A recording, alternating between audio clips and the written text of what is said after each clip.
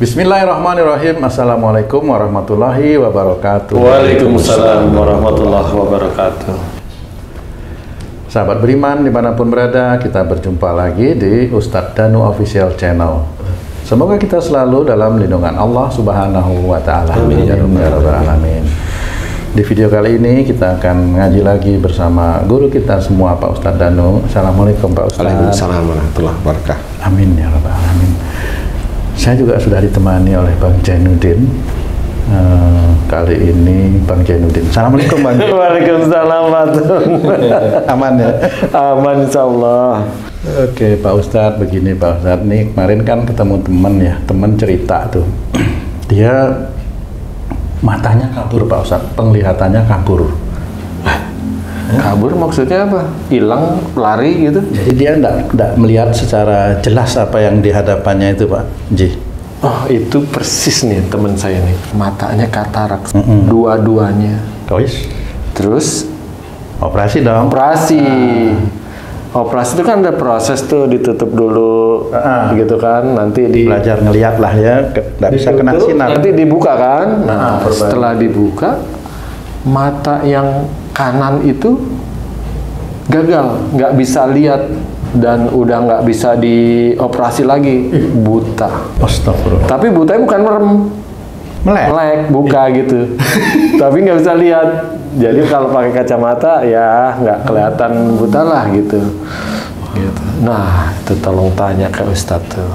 Ada dua kasus nih Pak Ustadz, mata kabur, temennya Bang J ini katarak operasi, salah satu buta. Kenapa bisa begitu Pak Ustadz ya? Ya, Bismillahirrahmanirrahim. Assalamualaikum warahmatullahi wabarakatuh. Waalaikumsalam warahmatullahi wabarakatuh. Amin ya rabbal alamin. Ya alhamdulillah. Ini banyak sekali memang ya teman-teman kita, saudara-saudara kita itu yang seperti itu. Ya khususnya di usia di atas 45 lah rata-rata ya, rata-rata. Selama ini yang saya pahami, saya diizinkan untuk meneliti dan diizinkan untuk membantu itu, mata itu berhubungan dengan pandangan kita. Pandangan itu bukan melihat ya di sini ya.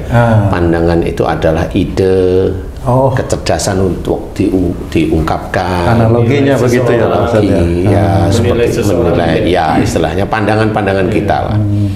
Kalau istilahnya kalau kamu itu di kantor itu kamu memberikan apa namanya masukan. Itu maksudnya ya itu pandangan itu hubungan dengan mata itu iya. Kamu memberikan masukan di rapat, memberikan ini, nah itu pandangan itu pandangan. Nah orang yang pandangannya itu diizinkan oleh Allah Ta'ala tertutup, berarti orang ini sebenarnya menutup pandangan orang lain. Sebenarnya hanya itu aja. Menutup pandangan orang lain.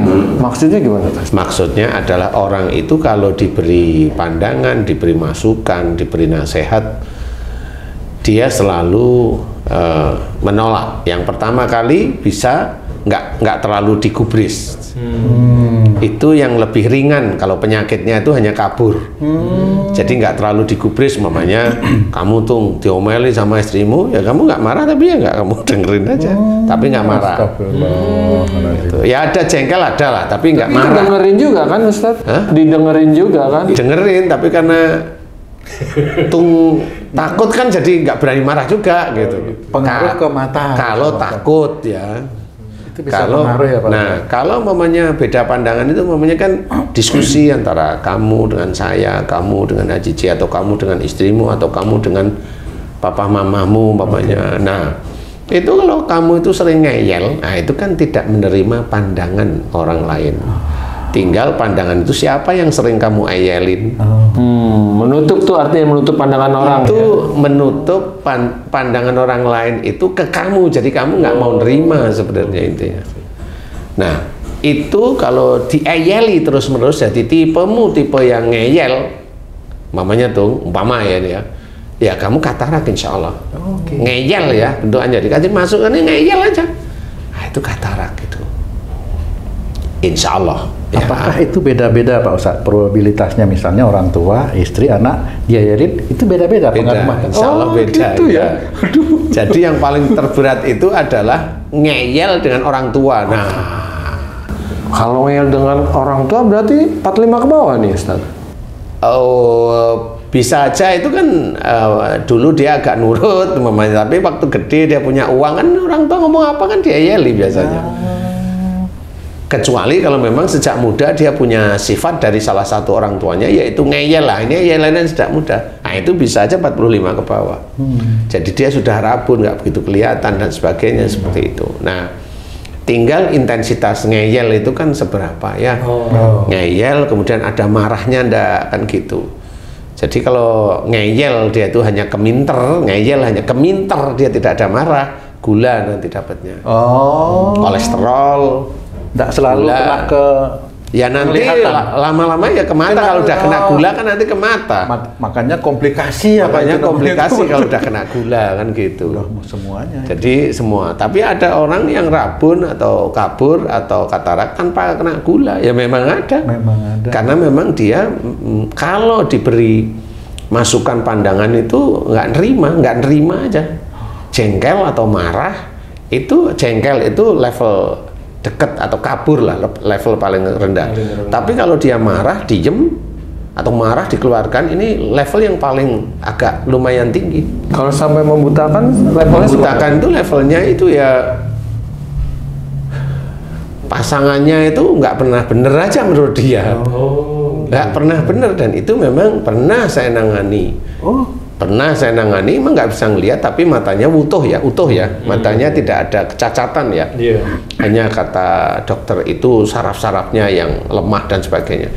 Tapi setelah beliau saya kasih nasihat atau saya kasih analisa pertama adalah apakah ibu, ini ibu yang saya ingat ya, salah satunya adalah ibu, apakah ibu kalau di rumah itu diberi masukan sama suami nggak pernah di apa namanya? didengerin atau di ini, atau malah ibu yang sering menyuruh pada suaminya seperti itu, ya dia ngaku ya. Mata kanan mata kiri itu dua-duanya waktu itu jadi buta, jadi jalan itu dituntun lah istilahnya seperti itu. Nah akhirnya dia ngerti, paham, kemudian minta maaf sama suaminya, dia berubah, berusaha berubah beneran serius ya. Alhamdulillah datang yang berikutnya, alhamdulillah udah diberi bisa melihat, nggak dituntun seperti bisa ya. Walau alam, ini kan Allah ya.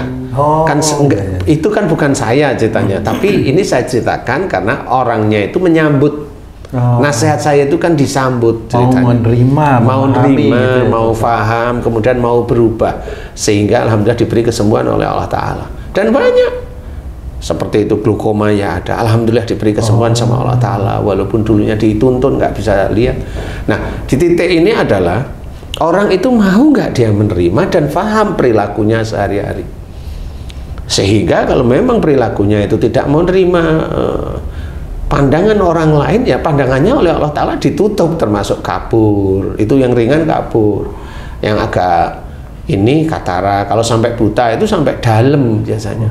Jadi kalau temennya Haji C itu dalam gimana, bisa aja dia kalau diberi masukan sama suaminya sulit dia nerima. Sudah sulit nerima, jengkel sekali dia sama biasanya suami. Apa yang menyebabkan sampai sikap seperti itu Ustaz? Biasanya gini nih, dari sifat baik kemudian dia punya suami atau punya istri kan gitu ya. Ini yang istri nih ya. Bisa ada suatu saat suaminya itu melakukan sesuatu kesalahan fatal. Kesalahan menurut si istri itu fatal lah, menurut istri nih. Istri ya. Dari kesalahan fatal itu kan memunculkan dendam. Benar. Ya, hilang kepercayaan, hilang memaafkan. Ini orang ya orang.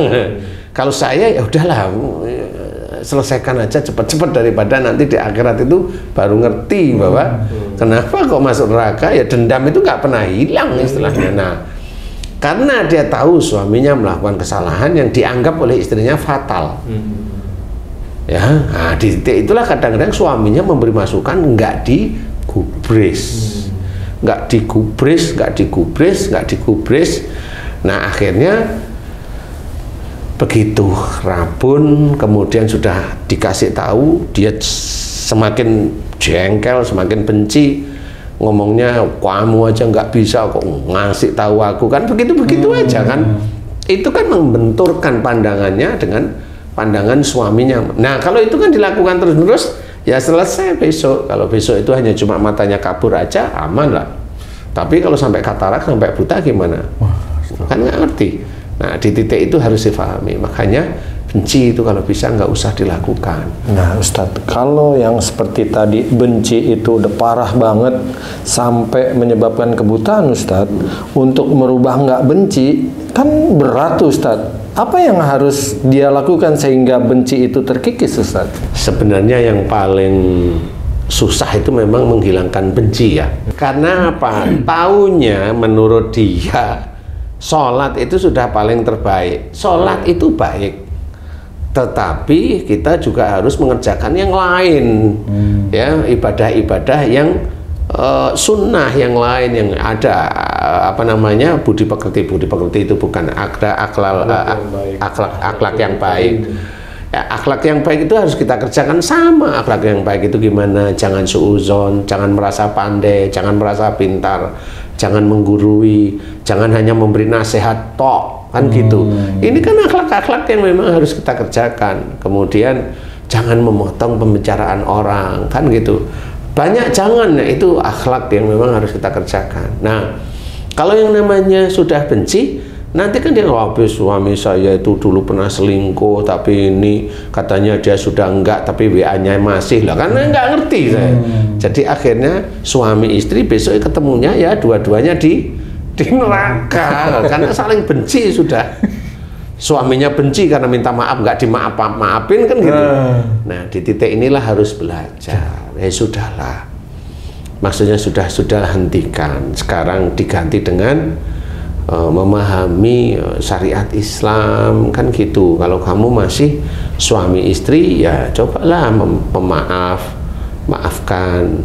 Ya walaupun tidak nyaman, belajarlah. Kalau kamu hanya mencari dunianya, ya boleh, silakan kamu benci, mau kamu maki-maki kan ya terserah. Ini yang Ustadz maksud belajar apa nih Ustadz? Belajar baik lah, belajar tidak baik, tidak marah, kemudian belajar menerima, walaupun sulit. Iya saya tahu, kan gitu ya. Karena sifat benci itu juga menghalangi untuk menjalankan kewajiban Ustadz. Ya benar sih, saya juga pernah nangani kalau si ibu-ibu itu juga bilang kalau saya nggak mau ngelayani suami, nggak boleh gitu, nggak boleh loh, masalahnya suami saya gini loh, kan dunia lagi yang dia omongin. Jangan, nggak boleh, itu dosa. Kalau ibu masih istri, ibu harus melayani. Seperti itu. Coba pemaaf, belajar, memang sulit, tapi yang sulit inilah jalan menuju surga. Berarti ibu itu perlu tuntunan Ustadz. Kemana dia harus mencari tuntunan Ustadz? Lah ini, saya kan nggak kenal di sini. Istilahnya panggil guru ngaji atau ngaji keluar atau gimana? Ya, kalau memang si ibu ini memang, tapi guru ngajinya kalau memang nggak paham kan nggak bisa, hanya cuma sabar, terima. Tapi gimana suami saya kok begini terus? Diem, kan nggak ngerti. Tapi kalau memang insya Allah paham ya dinasihatin, terimalah, karena itu nggak ketemu ustazah, ceraiin lah, gitu. Ya, lo kalau itu begitu masih silahkan ya. Maksud saya itu kalau istri memang merasa terzolimi ya monggo silahkan, kan gitu. Jadi kalau saya sebagai pendakwah memang dilarang kita itu pendakwah itu memisahkan suami istri, dilarang kita seperti itu. Tapi yang namanya kita dakwah tidak boleh memisahkan. Tapi yang namanya orang bertanya silahkan, kan begitu. Kan ada aturan, jadi bukan berarti pendakwah ngikutin hatinya yang tersakiti loh, kan nggak bisa seperti itu. Asal yang nanya senang. Iya, asalnya yang nanya senang ini nggak bisa. Nah itu harus belajar beneran, memaafkan, kemudian hatinya dia dirubah. Karena pada saat dia benci kepada suaminya bertahun-tahun, oh itu sulit untuk menghilangkan. Karena sudah banyak jin yang ada dalam hati. Itu dosa besar Ustaz. Ya kalau masih suami istri gimana? Ya gimana sih, Ci? Iya. Oh, nggak ngeladenin aja dosa kan gitu. Pakai besar, Ustaz. Lah iya. Cuma untuk menghilangkan benci, mamanya kalau itu memang awalnya dari benci sekali, memang itu butuh proses waktu ya. Sesuatu yang membutuhkan dia itu bersemangat untuk kembali ke jalan Allah. Nah, untuk orang yang bisa menjadikan dia bersemangat kembali jalan Allah itu siapa? Allahu a'lam, nggak ngerti saya. Oh gitu. Iyalah. Harus ada tuh, Ustaz. Ya, jangan bilang harus ada, ya belajar, belajar mencari, belajar mendengarkan kajian yang mana kira-kira yang pas kan gitu, Ci. Kan bukan harus ada, kan harus ada itu nanti kayak Tuhan aja nanti. harus gitu. Pasti kan. Nah, belajar semuanya nyari. Tetap kembali ke orang yang mau belajar ya. Ya, insya Allah seperti itu. Kalau misalnya ada seorang itu lagi bercerita gitu, Ustaz, kemudian salah satunya tiba-tiba tertidur, ngantuk tidur, apa itu juga ada hubungan dengan pandangan tadi itu, Pak Ustaz? Bisa aja itu berhubungan kalau ada seorang bercerita yang penting-penting, yang baik, yang manfaat ya. Kemudian dia tiba-tiba terus ngantuk tertidur. Nah, ini orang ini biasanya orang itu tipikalnya adalah memberikan sesuatu kepada orang lain, tapi dia tidak mau diberi sesuatu. Istilah memberikan ngomongin orang lain, tapi kalau dia diomongin nggak mau. Yang si ngantuk ini yang tidur itu. Ya. Biasanya gitu. Atau dia sering ngeremehkan orang lain. Jadi di otaknya sudah ngeremehkan orang lain. Merendahkan, walaupun merendahkan nggak terlalu kuat ya, tapi dia sudah merendahkan kepandaian orang lain. Nah, tidur nanti. Kalau ada orang ngomong kajian ini atau atau mau di Jumatan itu sering ada malah nyari tembok belakang atau lagi ceramah gerak gitu kira-kira itu ada pandangan, Pak. sama Ji ya, sama. Intinya nanti kalau ketemu kalau udah tahu dan mau dinasihatin senyum kok. Iya ya, aku memang bener. Tapi semakin orang itu berubah untuk benar, tapi semakin ngantuk gitu. Lah itu karena nggak cuma jin, itu sudah ada dajjal agar niatnya yang kuat untuk berubah itu terganggu gitu. Dan lakukan aja dengan senyuman, nggak ada masalah sebenarnya seperti itu. Jadi insya Allah seperti itu. Jadi belajar bagaimana caranya untuk mengatasi itu, harus paham dulu nih. Mata kabur itu dia sering mengabaikan pandangan. Kalau momennya kabur tok, dia nggak bisa ngelihat, matanya normal, nggak ada pembuluh darah yang pecah dan sebagainya, kornea normal, retina normal, semuanya normal. Cukup satu, kalau kamu diberi masukan oleh, ini kalau di atas 45 ya, kalau kamu diberi masukan oleh pasanganmu, kamu itu nggak mau dengerin, bisa pergi. Nggak mau dengerin aja, ya begini aja tapi nggak mau dengerin. Nah, itu tertutup itu nanti matanya. Sebelah kiri bisa, kalau kamu merasa lebih pandai daripada pasanganmu, kamu nggak mau dengerin, tapi ngerti omongan pasanganmu itu sebenarnya salah. Tapi kamu nggak mau jadi jengkel, kanan itu nanti. Itu nggak mau ngedengerin mata atau telinga yang kena atas? Nggak mau dengerin itu kan diberi pandangan. Pandangan itu kan berarti ada cara berpikir, Ci. Jadi bukan cuma nasihat tok mamanya. Nasihat juga sama. Kalau dia itu nasihat juga nggak mau ya matanya. Telinga itu kalau nggak beres dipergunakan ya budak kan begitu ya. Nggak beres. Jadi ini hanya pandangan. Nah, siapapun teman-teman yang matanya kabur, serius coba evaluasi. Evaluasi. Kalau diberi pandangan oleh siapa? Boleh, silahkan. Oleh suami, atau oleh istri, atau oleh orang tua, atau oleh mertua, atau oleh saudara, senantiasa diremehkan. Nah itu cepat-cepat, mumpung Allah belum ngasih kebutaan, cepat-cepat berubah. Mohon ampun kepada Allah Ta'ala, dirubah. Jadi kalau dirubahnya gimana? Kalau ada orang ngomong, dengerin. Nah itu obat sebenarnya malah. Nah, itulah sifat. Menghormati orang lain itu sifat. Sehingga kalau ada orang ngomong, dengerin. Sehingga dia paham itu benar atau kurang benar. Kurang benar kan cuma di les saja sedikit.